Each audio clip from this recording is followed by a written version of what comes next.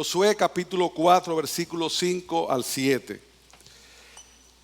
Y Josué le dijo: pasad delante del arca del Señor vuestro Dios al medio del Jordán, y alce cada uno una piedra sobre su hombro, de acuerdo con el número de las tribus de los hijos de Israel. Sea esto una señal entre vosotros, y más tarde, cuando vuestros hijos pregunten diciendo: ¿qué significan estas piedras para vosotros?, les diréis: es que las aguas del Jordán quedaron cortas delante del arca del pacto del Señor. Cuando ésta pasó el Jordán, las aguas del Jordán quedaron cortadas, así que estas piedras servirán como recuerdo a los hijos de Israel para siempre. Y lo hicieron así los hijos de Israel, tal como Josué ordenó, y alzaron 12 piedras en medio del Jordán, como el Señor dijo a Josué, según el número de las tribus de los hijos de Israel, y las llevaron consigo al alojamiento y allí las depositaron. El pueblo de Israel fue un pueblo que mantenía contacto constante con su historia, todavía al día de hoy. Por eso tiene la cohesión que tiene como pueblo, independientemente de que Dios obra así con ellos para mantenerles como el pueblo escogido en su momento y luego la iglesia como el Israel de Dios. Cuando nosotros olvidamos nuestro pasado, sea familiar, sea nacional o como fuera, primero podemos repetir errores que se cometieron, y segundo, perdemos nuestras raíces, y las raíces son importantes. En estos días me tocó visitar a un amigo de hace muchos años y me encontré con sus hijas en el lugar y le comencé a hablar de su abuelo, y las niñas me decían: cuéntanos de nuestro abuelo porque nosotros no sabemos mucho de él. Y ahí me llamó la atención, porque normalmente uno cuenta de sus abuelos, de sus padres, porque el que no tiene historia no tiene recuerdo, y en ese sentido no se identifica de una forma con lo que es la familia, la iglesia, la nación en el presente. En ese contexto, el pueblo de Israel recordaba su historia, y nosotros debemos recordar nuestra historia. ¿Por qué? Porque aquí hay una nueva generación que probablemente no conoce cómo fue el proceso en que Dios fue obrando a favor de iglesia bíblica del Señor Jesucristo desde sus inicios. Y eso no nos va a permitir también darle toda la gloria a Él si conocemos la forma en que Él guardó, Él protegió y Él bendijo, a pesar de la debilidad de muchos que hicieron todo para destruir una obra, y sin embargo Dios la hizo prevalecer a pesar de nosotros. En ese contexto es a Dios y solo a Él que debemos darle la gloria. Por otro lado, es bueno aclarar que cuando nosotros tenemos que exponer 37 años en 1 hora y media, no toda la información se puede dar. Algunos personajes se nos pueden quedar, algunas fotos, por no tenerlas, no saldrán personas que a lo mejor dicen: yo debí estar ahí, yo estaba, pero lamentablemente no teníamos la foto. Hicimos lo mejor que pudimos con lo que teníamos en ese contexto. Y decimos esto, por favor, para que nos comprendan si algo se queda o si algún detalle no es exactamente coincidente a lo mejor con una de las gráficas, porque tuvimos que acomodar fotos para dar la idea que sostenía lo que estábamos hablando. Habiendo dicho esto y dejando en vuestras mentes que el interés de dar esta historia no es nostálgico, no es para pensar que los tiempos pasados fueron mejores. Los tiempos pasados ya pasaron. Ellos nos enseñan, ellos nos muestran, ellos son didácticos para nosotros, pero vivimos el presente, y es en el presente que debemos estar para seguir adelante. Es bueno recordar, pero no es bueno quedarse atrás. ¿Por qué? Porque la vida sigue, y lo que pasó en un momento no tiene por qué volver a pasar así, sino que se debe convertir para nosotros en un proceso de aprendizaje. Habiendo dicho esto, vamos a comenzar con la primera foto, por favor, Maciel, si es posible. Para hablar de la historia de nuestra iglesia es necesario mencionar a una familia y en un sentido especial a un hombre, el pastor Robert Meyer. El pastor Robert Meyer se casa con una señora llamada Lina Weiber en el 1952. Mr. Meyer había nacido en el 29, lo que quiere decir que ahora, y él está vivo, anda rondando los 90 años. Cuando esta pareja se casa, y aquí es importante porque nosotros estamos hablando en nuestra iglesia de misiones, y hay que ver el ejemplo de esta gente.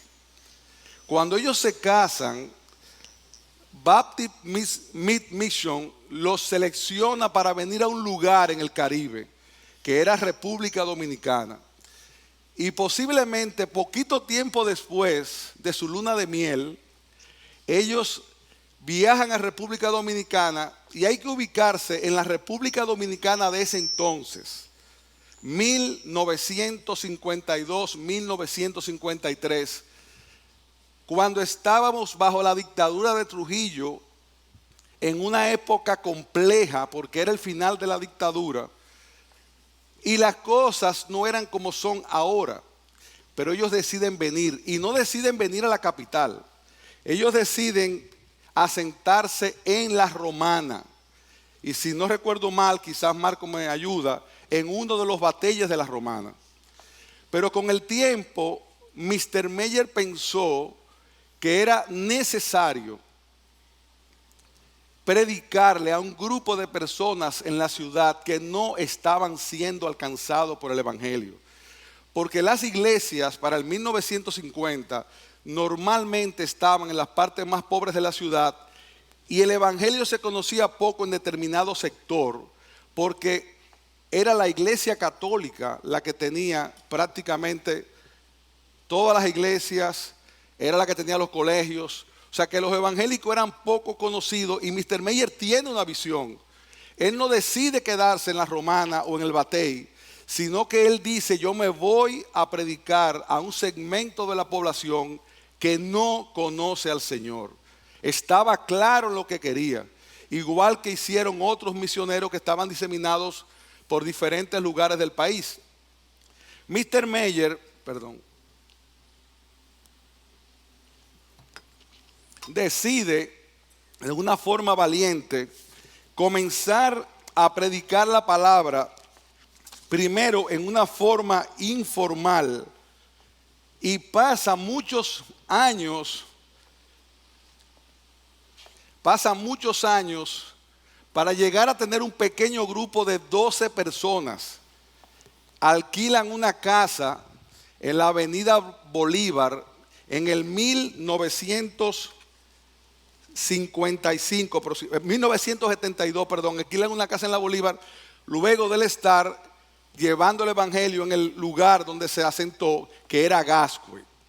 Para los más jóvenes, Gascue en esa época era decir Bellavista, Piantini o lo que fuera, era el lugar donde la gente de clase media alta estaba, y él decide asentarse allí, en un lugar donde no hay evangelio, donde nadie conoce la palabra, donde hay una mayoría católica, y él comienza a predicar casa por casa. Y de esos 12 miembros, la iglesia sigue creciendo y comienzan a venir jovencitos del sector. ¿Y cómo él ganaba a esos jovencitos del sector? Con una escuela dominical vigorosa que salía a las casas para traer a esos niños los domingos a la iglesia y predicarles la palabra. Cuando nosotros llegamos a la iglesia en el 77, muchos de esos niños que ustedes vieron ahorita ya eran jovencitos. Luego la iglesia sigue creciendo y contaba ya para 1976 con 75 miembros, entre los cuales estaba nuestra hermana Rica, que ya estaba en la iglesia. Era una persona prominente en la iglesia, era tesorera y tenía mucha labor. Era muy bien lo que hacía doña Rica en la iglesia, una persona muy respetada cuando nosotros llegamos. Y también había una pareja joven, que ya no está tan joven, que son los hermanos Abreu, que eran también, estaban yendo a la iglesia en el momento en que nosotros llegamos. También estaba la familia Payán, Maciel. Estaba la familia Payán, don Betico, sus hijos, y habían algunos jóvenes entre los que estaba el señor Marcos, el hermano Marcos Peña. Antes de la de Marcos Peña, por favor, vuelve atrás, Maciel. Mr. Meyer muestra mucho interés en predicar a los jóvenes del sector. No solamente a los jovencitos, sino que en la Caonabo, si algunos recuerdan esa zona de ahí, era un sector un poquitico caliente, de jóvenes que eran un poco traviesos. Pues miren, Mr. Meyer iba donde esos jóvenes y los llevaba a la iglesia los sábados. Él los recogía. De ellos pocos permanecieron, pero él hacía la labor. Dentro de esos jóvenes estaba Marcos Peña, que ya estaba en la iglesia, el más jovencito, y estaba una pareja que eran Miguel Luis y Clara de Llenas, quienes se convirtieron producto de la predicación de los padres de Clara. Primero se fueron, creo que a la iglesia bautista que estaba en la Ciudad Nueva, y luego fueron a la iglesia, a la iglesia del pastor Meyer. Clara y Miguel Luis se convierten de una forma providencial, y yo voy a hacer un pequeño relato aquí para que ustedes vean las formas increíbles en que Dios obra. Había un señor en Suiza que era amigo y banquero del señor Anselmo Paulino. Cuando Anselmo Paulino, con la muerte de Trujillo, se va para Suiza, este señor banquero le predica la palabra porque él era cristiano. Y Anselmo Paulino se convierte. Y de lo que tenemos conocido, él muere conociendo al Señor. Anselmo Paulino era muy amigo del señor Loinás, que era el papá de Clara. Y le predica a través de cartas, porque no era como ahora, no habían WhatsApp, internet. Él le predica a través de cartas y le envía un libro que se llamaba La agonía del planeta Tierra, que todos leíamos por obligación cuando nos convertíamos, porque era fantástico. Hablaba del fin del mundo, del trono blanco, de todo lo que vendría con los chinos que iban a invadir, de que ya las piedras de Jerusalén estaban puestas en un puerto de Nueva York. Era fabuloso. Pero ese libro Dios lo usó para que muchos conocieran al Señor, y muchos de nosotros fuimos tocados por el bendito libro de Hal Lindsey. Miguel Luis y Clara no estaban en la cosa del Señor, pero el Señor los llama a salvación. Inmediatamente ellos son llamados a salvación, comienzan a estudiar la Escritura y abren un estudio bíblico en la casa de Miguel Luis. Ese estudio, en un principio, iban jóvenes que no querían asistir a la iglesia. Ahí estaban las hermanas Cohen, Puchi y Ana María. Estaba Laura Cruz y un grupo de personas que iban, pero que después comenzaron a ir a la iglesia. Es en ese periodo en que el Señor hace otra obra fuera de lo que había hecho ya con Miguel Luis y Clara, y es que Marcos Peña le predica a un amigo de colegio, Maciel, por favor, le predica a un amigo de colegio que se llamaba Luis José Soto, o se llama Luigi para los más cercanos, porque las personas pierden su nombre. Era Luigi, ahora es Luis José.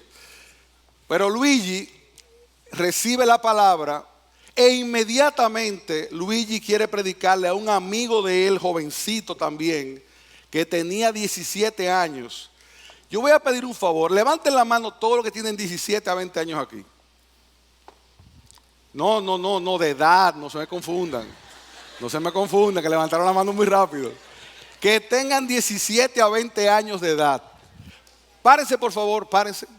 Yo quiero que esto sea didáctico. Párense. Bien. Ustedes ven ese grupito de jóvenes que están ahí. Ese era el grupo en un principio. Pueden sentarse. Yo quiero que esta clase de verdad les lleve al corazón a pensar en cada uno y a pensar de cómo Dios se glorifica en la debilidad de gente que no está haciendo las cosas como debiera por su juventud y por su poco conocimiento.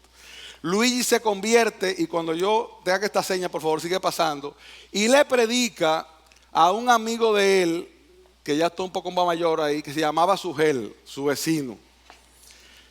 Sugel abraza la palabra, pero en nuestra casa mi madre era extremadamente católica y en el caso de mi papá era agnóstico y era un poco contrario a la iglesia católica, porque mi papá decía que el que se criaba en Jerusalén no podría creer en religión por todo lo que había visto cuando él estaba niño, jovencito. Imagínense ustedes un convertido evangélico, una cosa que era terrible en ese momento, se convierte y él está un poco aprensivo con qué va a hacer en nuestra casa, y pasan unos días y caminando en la calle El Conde, él me dice que se había convertido. Para mí eso fue una cosa terrible. Le dije, ¿cómo es posible que una persona inteligente se meta evangélico? Me dice, bueno, yo me convertí y soy evangélico. Y el Señor hizo una obra en mi vida. Y tú, porque no sabes lo que es, si tú supieras lo que es, vas a entender que Dios existe y que es verdadero. La verdad que esto me llevó a pensar que debería saber algo más. Y no pasaron unas horas porque en la noche ya estaban en mi casa predicándome la palabra. Yo acababa de llegar de la universidad con una cara bien seria y vi a ese grupo de jóvenes a predicarme a la casa, porque era inmediato que te agarraban para predicarte. Comencé a hablar de los indios, de todas las cosas que uno siempre habla, y venían argumentos tras argumentos. Esa noche escuché hablar del trono blanco, del fin del mundo, de todo lo que les dije ahorita, y yo me quedé muy impactado. Y les dije, miren, yo no me voy a convertir, pero yo quiero tener amigos como ustedes, parecen gente buena. Ustedes pueden seguir viniendo a casa, pero claro que sí. Esa noche leímos nuestra Biblia intensamente y ya al otro día estábamos compartiendo en la universidad probablemente y con una hermana querida que se llama Charo Michelén, con la quien compartía mucha literatura, también le llevamos la palabra. Y ahí, ¿qué pasa? Que Sugel por su lado, yo no pasa una semana sin que el Señor toque mi corazón. Creo que a los 2 semanas o algo así, en un estudio bíblico en la casa de Miguel Luis, entregamos nuestra vida al Señor. Algunas 2 semanas posterior a esa predicación. Nosotros teníamos un viaje a Miami con unos amigos que estaba planificado antes de yo convertirme. Y decidimos hacer el viaje. Su propósito no era lo mejor del mundo, pero el viaje estaba armado. Cuando nos vamos nos encontramos con Gamal en el camino, que estaba en Puerto Rico, y le predicamos la palabra. Y tiene la misma reacción.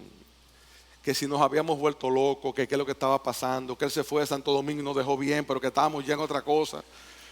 Y mi papá decía, cuando Gamal venga, esto se va a acabar en mi casa. Porque Gamal es muy fuerte. Y va a empezar a decirle a todos los hermanos, se va a acabar el asunto este en mi casa. Le predicamos a Gamal con una intensidad poco ortodoxa. Y al otro día yo tengo que seguir mi viaje con mis amigos y Gamal regresa a Santo Domingo 2 días después. Y le decimos, ve donde Miguel Luis Llena para que te predique la palabra. Cuando regresamos del viaje, por la gracia de Dios, Gamal estaba convertido. Pero por otro lado, Sugel tenía una amiga muy querida. ¿Verdad que sí, Marco? Era una amiga querida en ese tiempo, que se llamaba Gloria. Pueden seguir pasando. Y a Gloria Sugel le predicó la palabra, y Gloria, que era muy católica, sumamente católica, la escucha y se convierte también. Y hay otra amiga de las amigas que se llamaba Ica de Peña, Ica, se me fue el nombre, Ica la Antigua, que también se convierte al Señor. ¿Qué sucede? Que ahí comienza a haber una predicación inmediata de todos estos jóvenes a todos sus amigos. Se le predica a los Miller, a Araceli Franco, se le predica a Katia y Edgar Pérez y esa familia. Nuestra madre se convierte también en nuestro bautizo. Ya estaban Puchi, Cohen Y ustedes me van preguntando, yo estoy aquí, yo olvido los nombres, y Ana María Cohen, Araceli Franco, y todo ese grupo de jovencitos que tienen 17, 18, estaban en la universidad. También comenzamos a predicar en la universidad a los profesores y se provoca cierto interés de ver que estos muchachos que eran medio carpetosos de repente comienzan a llegar a la universidad recortados, bien recortados, con pantalones normales, usando chacabana, con una Biblia bajo el brazo y predicando todo el tiempo. Llama la atención, y es cuando gente como Miguel Riz, que era compañero, Sena, que era compañero, Atilio León, un grupo de gente comienza a ver algo, y es como que el Señor en ese momento hace una obra que para nosotros es extraordinaria, porque éramos unos torpes. Éramos unos torpes en la forma que predicábamos. Éramos unos torpes en la forma que presentábamos el Evangelio. Lo único que había era una pasión extraordinaria por lo que se había conocido. Y esa pasión Dios la usa y a Él sea la gloria para que muchos conozcan al Señor, porque Él tenía un plan que iba más allá de nosotros, que comenzó con Mr. Meyer, que decide posicionarse en Gascue, sigue con que Marcos le predique a Luigi, Luigi a los demás, y ahí comienza una cadena que solamente el Señor sabe, de personas que van a escuchar el Evangelio, los padres, los jovencitos y demás. Y la iglesia comienza su crecimiento. De esta época también son los Paniagua, Andrés y que por cierto, oren por Andrés, que está muy mal de salud. Y Edgar, que está aquí, nuestro hermano que está aquí, Edgar Paniagua, también entran en ese momento. Este fuego, que no era conforme a ciencia, comienza a expandirse. Y Mr. Meyer hace una labor muy buena, y es que inmediatamente entramos a la iglesia, él coge todos estos jóvenes y comienza a enseñarles teología.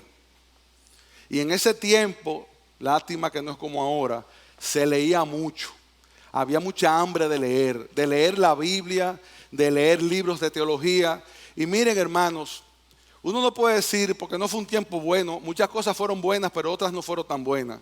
Sin embargo, a partir de ahí, para ese grupo, lo único que se comía, se respiraba, se hablaba, se compartía, se cantaba, era el Evangelio. Todo el día estábamos juntos cuando podíamos, cada uno tenía su labor en la universidad o en el trabajo, pero desde que salíamos a la noche era a predicar la palabra por algún lugar, y para hablar del Evangelio o componer un himno o compartir un pasaje.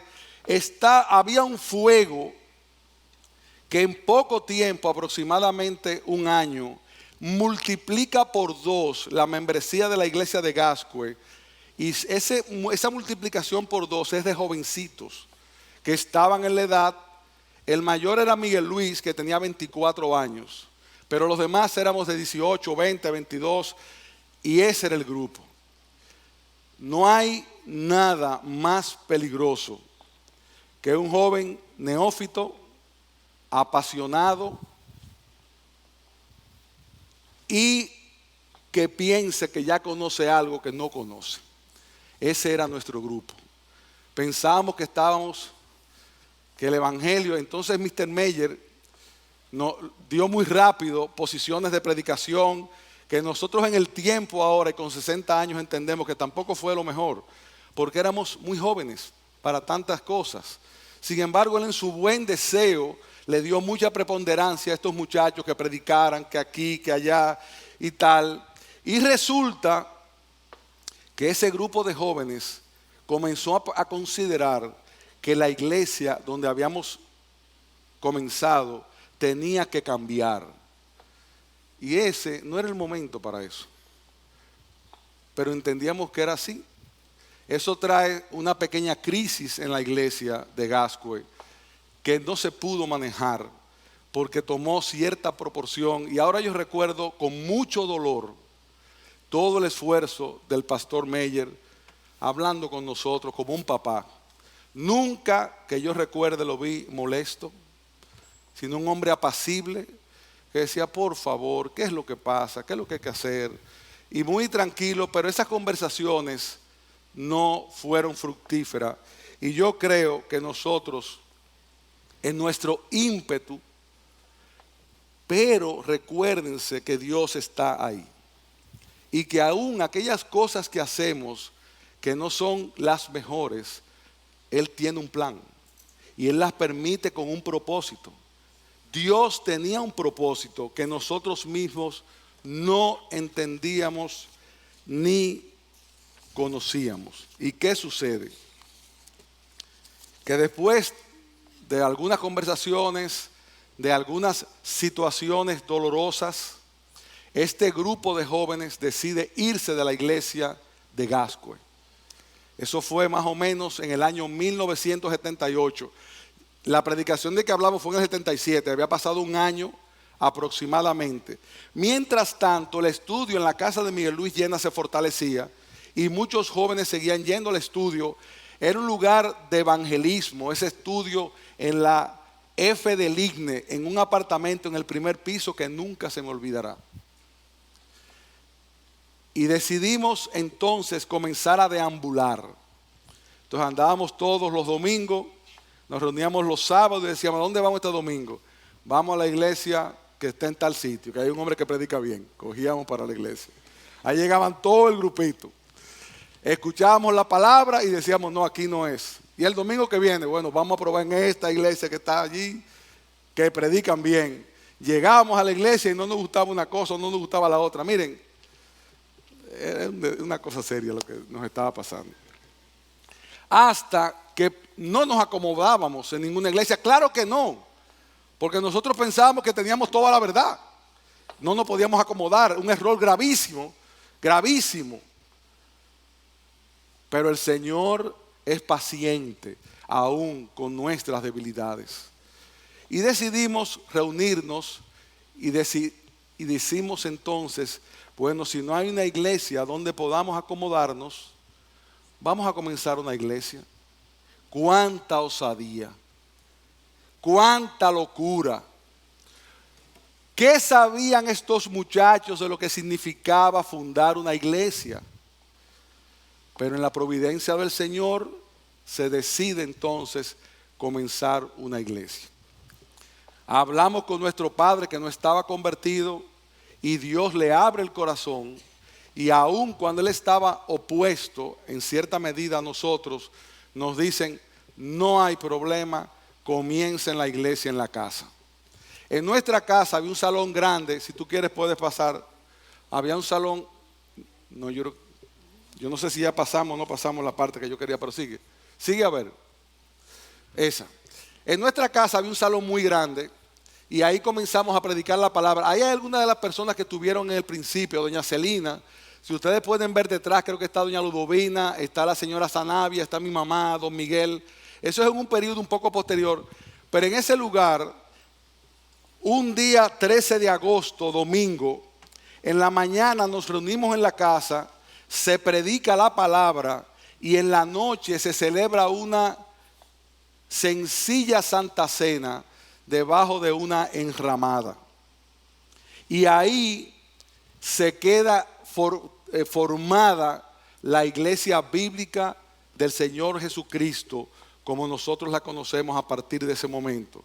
El hermano Marcos Peña, se había quedado todavía en Gascue. Él era muy cercano y había crecido en esa iglesia y creemos que hizo lo correcto, fue fiel a su iglesia. Él se quedó en Gascue en ese momento y nosotros comenzamos a predicar la palabra.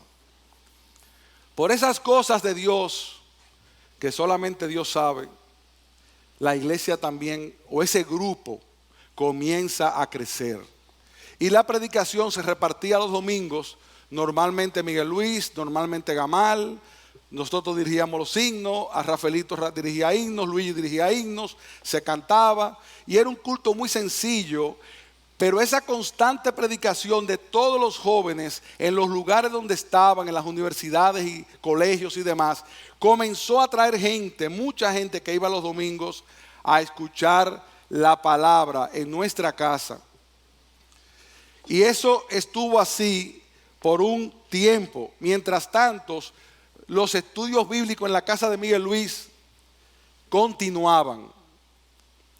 y seguía predicándose, pero también se abrieron varios estudios bíblicos en diferentes lugares de la capital. Entonces, los martes, estos primeros jóvenes, martes por martes, iban a un lugar diferente, a una casa, en diferentes casas, en diferentes lugares, y ahí predicábamos la palabra, y casi siempre al final de esa predicación nos reuníamos a comentar qué había pasado, que una gente se convirtió, que oraron, que el domingo van a la iglesia, porque era un gozo ver lo que estaba pasando, era un gozo predicar la palabra, era un gozo compartirla, era un gozo llevarla, y la mente, eso sí, muchos errores, pero la mente solamente estaba en la palabra. Todo el tiempo, la palabra, andábamos no como ahora, andábamos con la Biblia bajo el brazo. Esa era la espada, dispuestos a la lucha. Ahora andamos con un celular que a veces lo cogemos un poco escondido para que no se den cuenta que a lo mejor es la Biblia. Pero hay muchos que lo hacen como deben hacerlo y gloria al Señor. Pero en ese tiempo la Biblia era el centro. La Biblia se predicaba y la Biblia se llevaba y Dios usó su palabra para expandirla y para que la iglesia, aún con sus errores, sus faltas y todo lo demás, siguiera creciendo. Ya en nuestra casa, al año y poquito, quedaba un poquito corta. Ya no cabían las personas en el balcón, que era una parte que era como una extensión. Y nos reunimos de nuevo y comenzamos a pensar que era bueno mudarse a otro lugar que fuera la casa de la iglesia. Entonces, buscando, encontramos una casa en la Rodríguez Urdaneta que era propiedad de la familia Masluta. Y allí en la Rodríguez Urdaneta suceden cosas muy especiales. Nosotros nos mudamos en la casa, comenzamos a predicar la palabra en esa casa. Creo que ya Marco se había integrado con nosotros, si no recuerdo mal. Doña Rica se había integrado con nosotros y 2 o 3 personas que nosotros decíamos en ese tiempo que era un grupo de jóvenes con 3 hermanas mayores. Miren, las 3 hermanas mayores tenían por lo menos 20 años menos de lo que yo tengo ahora. Eran de 40, 45. Y decíamos, las hermanas mayores eran hermanas de 40. O sea que, imagínense ustedes. Pero ese grupo decide preguntar cómo vamos a pagar la casa. Claro que las hermanas mayores iban a ayudar un poquito más. Y lo que podemos recolectar son 375 pesos mensuales, que cada uno ponía aquí y allá. Imagínense ustedes, estudiantes. El único que trabajaba formalmente era Miguel Luis, creo que él fue un poco más cargado, pero no había mucha hambre en ese sentido y nos vamos a la Rodríguez Urdaneta y Dios comienza a trabajar en otro sector ahora. ¿Cuál es ese sector? En ese lugar comienzan a llegar algunas parejas. Si por favor pueden pasar un poco más veloz. Ese fue el primer bautizo que hicimos, lo hicimos en un río. Y las personas se cambiaban en una casa de campaña. En ese lugar comienzan a llegar algunas parejas. Atilio León era nuestro profesor de tesis. Y él va a la iglesia con su esposa y se convierte. Él le predica a José Mayén va a la iglesia y se convierte. Hace un estudio en su oficina que se llamaba C3, que nosotros que trabajábamos con ellos en ese momento, éramos que dábamos el estudio, y ahí comienza una cadena. Ángel Castillo, que estaba con nosotros siempre, no era de la iglesia porque él era de Casa del Joven, pero siempre estaba con nosotros en todas las actividades, también comienza a integrarse a la iglesia. Fue un momento muy bueno porque estas personas con un poco más de canas, casados, más estables, entre los que estaban los Arocha, Atilio León, este señor, le decíamos Papo y su esposa, Yoli. Bueno, era un grupo bellísimo. La familia Piker, que ya venía de otra iglesia, se integra mucho más. Ahí estaban doña Ludovina y sus 2 muchachitas, que eran grandísimas, pero tenían como 13 años, 12 años. Y así comenzamos a recibir apoyo de personas que tenían más madurez. Y era jocoso porque a veces nosotros que no teníamos hijos nos encantaba dar consejos de cómo educar a los niños. Ustedes no saben los bochornos que pasamos, pero no en ese momento, no, después, cuando teníamos los nuestros. Yo recuerdo que Atilo León me decía, ¿y qué sabes tú de muchacho? ¿Tú tienes hijos? No, yo he leído mucho, mira, yo me leí esto, me había leído que sé yo cuántos libros para la escuela dominical. Y así era. Y esta gente fueron respetuosas y siguieron esos jóvenes, se integraron a la iglesia. Oscar Arocha también llegó en ese momento. Y comienzan a ser profesores de escuela dominical. Algunos terminaron en el diaconado. Y eso fortalece de una manera extraordinaria a la iglesia. Porque ya estas personas que tenían más edad comenzaban a poner cierto equilibrio. Se convierte doña Marisa también, la hermana Di Carlo, que mi mamá le predicó la palabra. Y esa gente trae cierta estabilidad. Pero esa estabilidad se ve conmocionada por otro aspecto. Ya no era un asunto de los muchachos que estaban predicando, sino que ellos comienzan a llamar la atención sobre ciertas cosas y eso trae otra vez al revés ciertas diferencias. Pero el Señor, a pesar de ellas, siguió la iglesia adelante. Y el local de la Rodrigo Urdaneta es remodelado. En ese entonces, lo recuerdo perfectamente, el hermano Nino, que trabajaba en C3, se ofrece como ingeniero. Y en ese proceso, me parece que conoce también la palabra.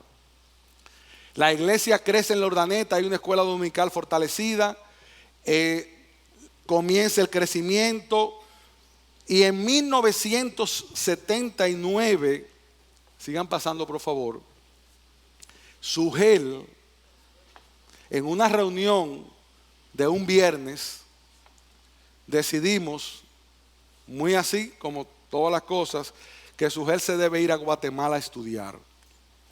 Eso fue un viernes, creo, si no recuerdo mal, o un jueves. Sugel decide ese mismo viernes dejar sus estudios de arquitectura e irse a Guatemala. Pero había otro problema. Las clases en Guatemala habían comenzado ya y él no estaba inscrito. Entonces nosotros tomamos otra osada decisión. Hablamos con nuestros padres, cosa que le cayó bien fuerte, que Sugel iba a dejar los estudios y que se iba el lunes o el martes para Guatemala. Comenzamos a recolectar huyendo, visa, pasaporte, lío y tal. Y decimos, pero ¿cómo tú te vas a ir a Guatemala si esa gente ni sabe que tú vas? Y la idea fantástica fue, no te preocupes que no te van a devolver. Sugel se aparece en Guatemala con una maletica en el seminario teológico de Guatemala y le dice que no se puede devolver porque él vino a estudiar. Ellos, me imagino yo que tenían una situación bien difícil con este muchacho ahí, que no se podía devolver y que tenía que estudiar. Le dice que lo van a revisar el caso y lo aceptan en el seminario de Guatemala, lo que fue una tremenda bendición. Sugel duró un año en el seminario de Guatemala y con la misma impulsividad que se fue, con esa misma impulsibilidad, le dijimos que se quedara aquí, que no continuara porque era necesario quedarse. Yo tuve que ver un poco con esa parte, porque había un elemento emocional envuelto ahí. Y es que también nuestra madre estaba un poco, ese era su hijo chiquito, ese era su, ¿cómo le dicen al hijo de? El Benjamín, el José. Mi mamá tenía un asunto con él porque era el más chiquito, muy, muy allegada. Y decidimos que se quedara porque también estaba aprendiendo mucha teología, pero le faltaba práctica, meterse en el campo y demás. Y Sugel se queda. La iglesia continúa su crecimiento. Y en 1980 ya hay que buscar otro local. Y es allí cuando el hermano Miguel Llenas, su esposa Marisa, pero don Miguel específicamente, decide salir a buscar un lugar donde congregarnos. Y es cuando aparece la casa de la Tiradentes, que es donde comienza formalmente la iglesia con un nombre, Iglesia Bíblica del Señor Jesucristo. En esa casa pasaron muchos eventos que por causa del tiempo vamos a comentar el próximo domingo. Ahora, no queremos dejar esto así. No queremos enfocarnos en las personas. No queremos enfocarnos en absolutamente nadie. Queremos enfocarnos en que Dios es poderoso y de un grupo de personas que no tenían ni idea de lo que estaban haciendo, Él los usó soberanamente para levantar una obra a pesar de todas las torpezas de estos jóvenes muchachos. Ese es el punto. Que nadie se desvíe de ese pensamiento, porque si no sería injusto. Porque el único que merece la gloria de que esta iglesia esté en pie todavía es el Señor. Porque Él dice en su palabra que esa iglesia prevalecería. Y la iglesia prevalece a pesar de todas esas torpezas. ¿Qué había? Un corazón para el Señor.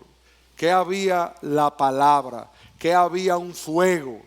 Pero que no era conforme a ciencia. Pero Dios en su sabiduría le plugo utilizar todo eso para bendecir y hacernos llegar a lo que somos hoy.